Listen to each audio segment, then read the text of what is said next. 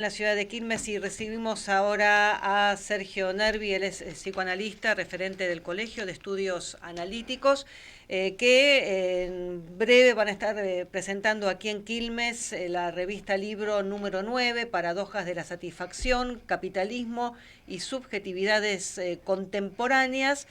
Pero antes vamos a hacer una introducción para que nos cuente un poquito, bueno, cuál es la labor de este colegio. ¿Cómo estás, Sergio? Buen día y ¿Qué tal, gracias por Valeria? venir. Muchas gracias. Gracias por el espacio.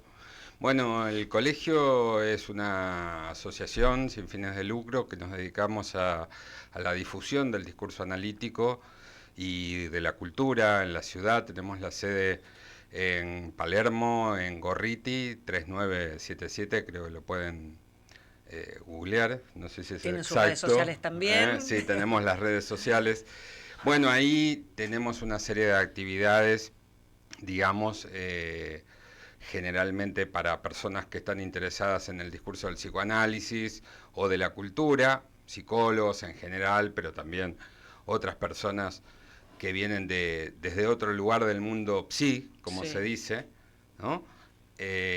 Damos cursos, hacemos presentaciones y tenemos estas publicaciones que, no sé, tenemos cámaras. Sí, acá lo ¿Dónde podemos la podemos poner mostrar? por Ahí, la acá, lo mostramos. mostramos acá. Gracias. Ahí se ve, ¿no? Sí. Eh, Tenemos estas publicaciones, que esta es la número 9. Ahora les cuento un poco, que bueno, son la forma en que nos abrimos a la sociedad, a la ciudad, y que intercambiamos, digamos, el trabajo que hacemos en el colegio desde ya hace más de 20 años, o por lo menos creo que casi 20. Y bueno, ese trabajo es muy intensivo de formación de todos nosotros en relación al discurso analítico, que es lo que nos causa, lo que nos da ganas de todo el tiempo estar investigando, Ujú.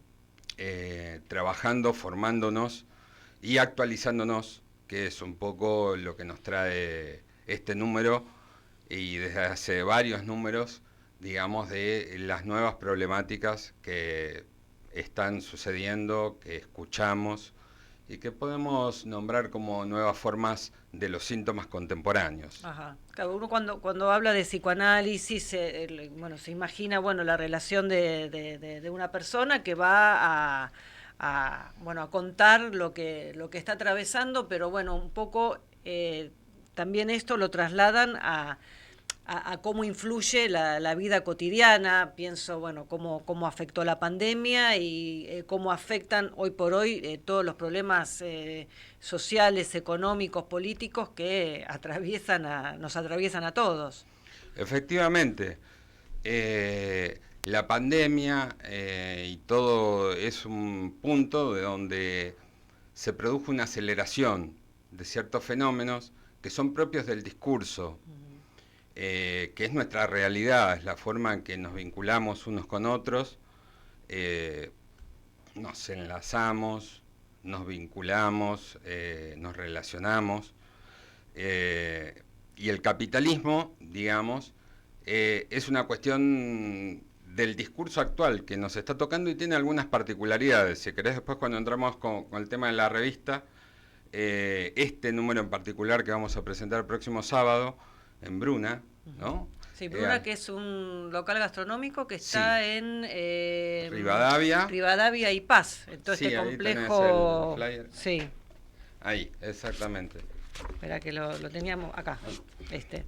Ahí en Rivadavia 430, creo que es Rivadavia y Paz, donde está todo este pequeño complejo bueno, de locales gastronómicos, de restaurantes, de algunos comercios también, que es el próximo sábado, el 29 de agosto, de 17 a 19, que es donde se va a estar presentando la revista ABC, La Cultura del Psicoanálisis número 9, sobre la que estamos conversando con Sergio Nervi.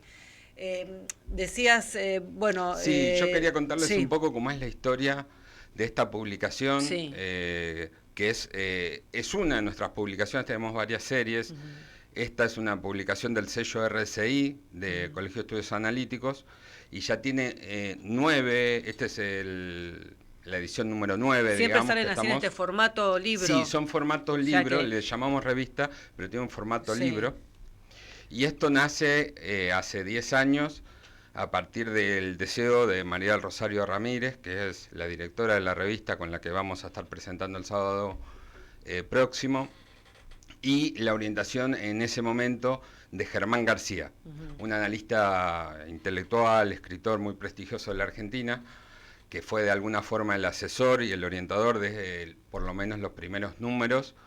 Después él falleció en el 2018 y a partir de ahí se continuó con una serie que yo los estaba leyendo para hoy y tiene una particularidad que les leo los títulos. Primero empezamos con el número 1 fue sobre Shakespeare, Ajá. sobre la cuestión de Hamlet. Después el segundo se llama El fin del bovarismo y la transformación de las mujeres en la Argentina, donde hay material de archivo muy interesante de los primeros movimientos de mujeres en la Argentina. Siempre tenemos ahí la revista tiene un sesgo cultural muy importante, donde hay traducciones, hay material de archivo, y está la lectura que podemos hacer los psicoanalistas sobre cada uno de estos temas que vamos desarrollando pensando desde la actualidad. Pero te decía, a partir del número 3, que es un número que fue en conmemoración de Germán García, Los ecos de un nombre, y a partir del 4 tomó una línea, un camino, la revista, que si vos te vas a fijar, mirá los títulos: Sexualidad, derivas y debates, Exceso, variaciones sobre el síntoma. La número 6 se llama Diversos, el estallido de la noción de sexualidad. La 7, la partida del padre. La número 8, el inconsciente en la política. Y esta 9, paradojas de la satisfacción, capitalismo y subjetividades contemporáneas. Todos estos números son temas muy actuales, cada uno, ¿no? Y hay autores realmente, digamos, colegas y psicoanalistas de varias partes del mundo, muchas veces argentinos, como que viven afuera, como Gustavo de Salo, Juan Pablo Lucchesi, pero también hay referentes que están en París, por ejemplo, en justamente un intelectual que es muy reconocido, se llama Jean-Claude Milner, nos se dio la posibilidad de una publicación de un texto de él que se llama Los derechos humanos y los derechos del cuerpo,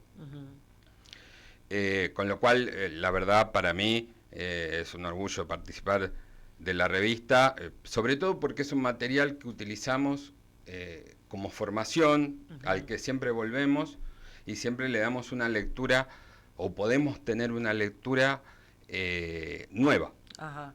La cuestión, concretamente con esta, entrando con esta, te diría la cuestión de la paradoja de la satisfacción. Yo me anoté algunas cositas, ¿no? ¿Qué es la paradoja de una satisfacción, no? Entonces pensaba, acá hay un trabajo de Sebastián Bartel, y fíjate el título: Esclavos de la libertad. ¿No? Qué actual, ¿no? Sí, qué título tan actual, sí. Te iba a decir, porque digo, con todos estos temas que estás mencionando, digo, se tienen que hacer una panzada con todo lo que está pasando hoy. Sí, o de analizando, preocupación. sí, bueno, también. Pero... digamos, esclavos de la libertad. Ahí está la paradoja, ¿no? ¿Cómo alguien podría ser esclavo digamos, de una libertad? Porque la cuestión es qué entendemos por libertad, ¿no? Pero en general la cuestión es de la paradoja de la satisfacción, es cuando alguien, supongamos, habla de algo de lo que sufre, supongamos un padecer o algo que le pasa, y a la hora de querer cambiarlo, no lo hace, ¿no? Dice, sufre, pero no cambia. Con lo cual, mínimamente uno podría decir, eso es paradojal. Si sufre, ¿por qué no lo cambia? ¿No?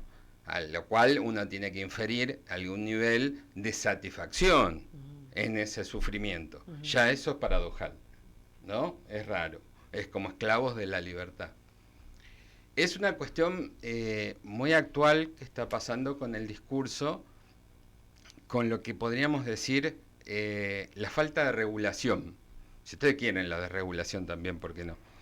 ¿No? ¿De qué? Bueno, para entender un poco de esto, me parece, voy a tratar de ser breve, habría que entender algo. El malestar, digamos, en la cultura actual, es algo que relevamos y de lo que hablamos, parafraseando un texto de Freud, que tiene ya casi 100 años, que es el malestar en la cultura. En esa época Freud era otro mundo. Era otro mundo por la estructura del discurso en la que vivía Freud, es decir, una moral victoriana, es decir, gente que tenía una sexualidad, digamos, para decirlo rápidamente, de una gran represión, donde las cuestiones, digamos, la moral que se jugaba estaba en torno de la prohibición y el deber y los ideales, ¿no?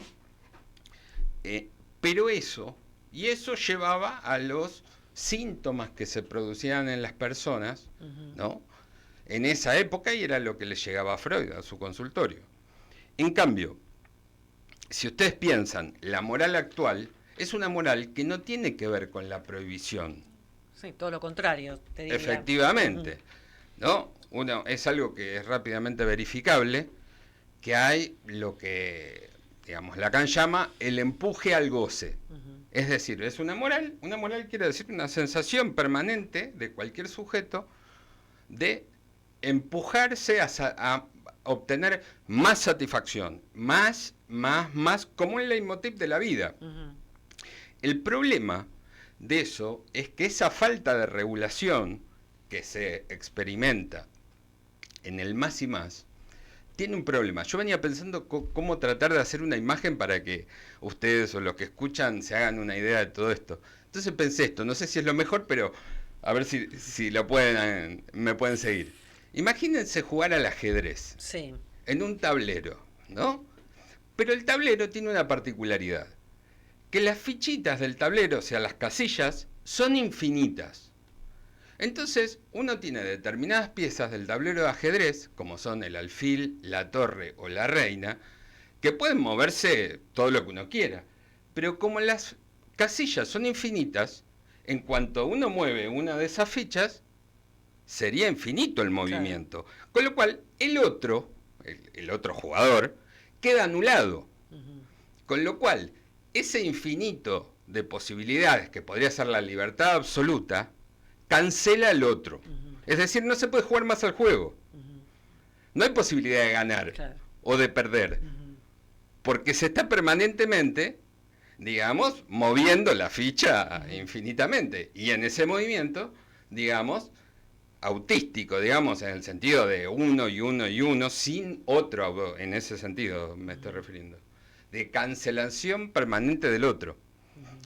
Entonces, eso es algo que es muy actual y se da esa condición del discurso que es tan actual. Ustedes tienen que pensar que no es algo raro lo que digo. Hay propagandas que, por ejemplo, de una marca de ropa deportiva que es impossible is nothing. Sí. Lo imposible no existe. Sí. ¿No? Es esa permanente, vamos a decir, como dice María Rosario Ramírez en su trabajo acá, la desaparición de las impotencias, ¿no? O sea, todo lo que sea un límite es malo y debe ser suprimido, ¿no? Sí. Pero el problema es que ese límite, si volvemos a mi ejemplo del juego de ajedrez, es lo que nos permite jugar. Claro. Y sería lo que nos permitiría ganar o perder, bueno, eventualmente, o empatar, porque también se puede empatar en el ajedrez, ¿no? Pero se trata de poder jugar. Entonces, el problema de la anulación del otro es que no podemos jugar, ¿no? Y eso pasa, y entonces empiezan a aparecer, bueno, los síntomas contemporáneos o otros autores, por ejemplo, lo nombran como que han trabajado con nosotros, por ejemplo, Domenico Cosenza, que habla de la clínica del exceso. Y eso lo podemos ver, por ejemplo, ya sea en la anorexia, en la hiperfagia, ¿no? El comer sin parar, ¿no? Sin límite, ¿no? En el consumo de sustancias, ¿no? Es una cuestión donde el sujeto entra en una inercia es decir, no hay un límite, como las fichitas que decía, se mueve al infinito y no hay un límite. El problema de esto es que el límite es el propio cuerpo, porque el límite hay. El problema es que no hay un límite simbólico. Lo que sí hay es un límite real, que son los propios cuerpos, ¿no?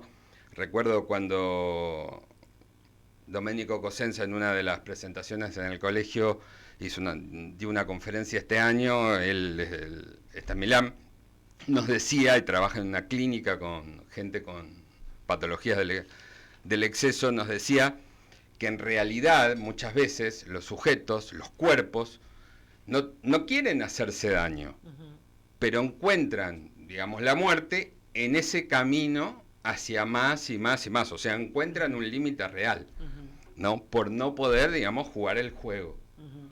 Eso se da en muchas cosas, ¿no? Entonces podemos ver en los vínculos con las personas, ¿no? En los vínculos amorosos me refiero.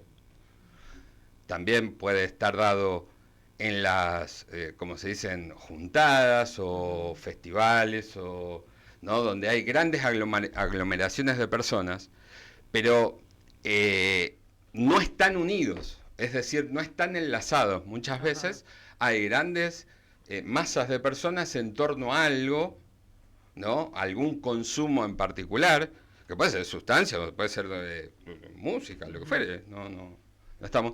Pero la clave es ese no lazo con el otro.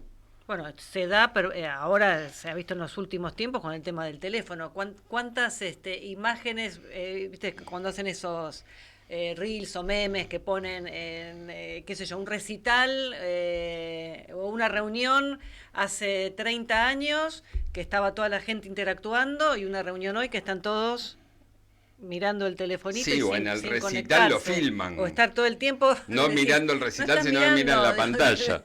Claro. ¿No? Sí. Ve que permanentemente entre la persona y, digamos, y el otro hay una pantalla. Eso es absolutamente cotidiano. Sí. ¿No? Y eso es el problema de, digamos, anular al otro en tanto lazo. Y ese lazo es lo que me permite, como le decía en el ejemplo, jugar el juego, que es la posibilidad de sí tener una satisfacción, pero una satisfacción, digamos, mediada. El problema de eso es que es parcial, y lo que no se tolera en general es esa parcialidad, ¿no? Es una cuestión por el propio empuje a la satisfacción. Después está, por ejemplo, otra de estas cuestiones es la relación a la inteligencia artificial, ¿no? Sí. Que es muy pregnante en todos, ¿no? Los ámbitos, con todas las cosas. Pero el problema es que la inteligencia artificial, por ejemplo, cuando se plantea de gente que habla con la inteligencia artificial o se pretende, no sé, sí, alguna compañía, por ejemplo. ¿Compañía? ¿O cuánta gente hay que dice, no voy al psicólogo, pero bueno, ustedes lo verán por ahí en lo cotidiano, pero consultan y te contestan y te hablan y como dice, pero ¿quién sos? Claro. El tema con la inteligencia artificial es que la inteligencia artificial es nadie. Claro. No hay nadie. O sea, no tiene un cuerpo. Digamos, la empatía que se programa de la inteligencia artificial es, de alguna forma, respuestas en espejo, pero no tiene un cuerpo que puede empatizar o recibir digamos, la presencia, la palabra del otro, lo real de los cuerpos presentes. Eso es decisivo en una diferencia, por eso... bueno, puede ser útil la inteligencia artificial como, no sé, como una calculadora, pero bueno, hay veces que se equivoca también. Dicen que no se va a equivocar, pero por ahora se equivoca. Yo el otro día le pregunté y me dijo que, le pregunté algo sobre psicoanálisis y le dije, eso no es exacto. Y me dice, no, tenés razón. Lo inventé yo. Pero, es como tener una licuadora que, no sé, te hace un churrasco. Es algo, si uno lo va a tener que controlar, no entiendo mucho el sentido, pero Pero bueno. Bueno, y volviendo a lo que es Sí. la presentación, contanos un poco cómo va a ser la metodología, quiénes pueden participar. Bueno, la presentación, vamos a estar Gabriel Levy, que es el director de enseñanza del Colegio de Estudios Analíticos, María Rosario, que es la directora de la revista ABC, y también directora de enseñanza del colegio y de investigación. Yo, la convocatoria es abierta, es libre, de entrada No hace libre. falta ni ser psicоanalista ni psicólogo. No, en absoluto. Por supuesto les puede Cualquiera interesar que le más, pueda... pero es una temática que, bueno, como todo lo que veníamos charlando recién, ¿no? Que Sí, es a cualquiera que le pueda interesar. Creo que la apoyatura y el sesgo del trabajo que hacemos y que ha hecho Freud desde sus inicios y ha continuado Lacan es la articulación, digamos, con la cultura. Es decir, siempre, como decía Lacan, que el analista tiene que estar a la altura de poder leer lo que pasa en su época. Es decir, leer los problemas, leer la actualidad, leer el discurso, ¿no? Y bueno, estamos en una época absolutamente diferente. Absolutamente diferente en el sentido que el discurso, de alguna forma, cobró una velocidad desde hace un tiempo para acá, que el discurso, quiero decir, el capitalismo, porque capitalismo hay de hace 200 años, quiero decir, no es el capitalismo, por ejemplo, fabril que describe, no sé, Marx, ¿no? Era un capitalismo, pero esto que vivimos tiene una velocidad y una totalización, ese es otro término importante, que es, digamos que es absoluto, es la búsqueda de la plenitud. Esa plenitud es, digamos, la que nos saca de la cancha, es la ilusión de la plenitud, de que se podría llegar hacia una plenitud de goce, ¿no? Eso es efectivamente lo que nos impide jugar la partida. Jugar la partida, que es la partida, digamos, de poner en juego en nuestra vida, con otros, digamos, como vamos a decirlo, un saber hacer, una forma de saber hacer, que ese saber hacer implica nuestra historia. Lacan habla de la verdad del sujeto, ¿no? Pero esa verdad es una, es decir, es individual.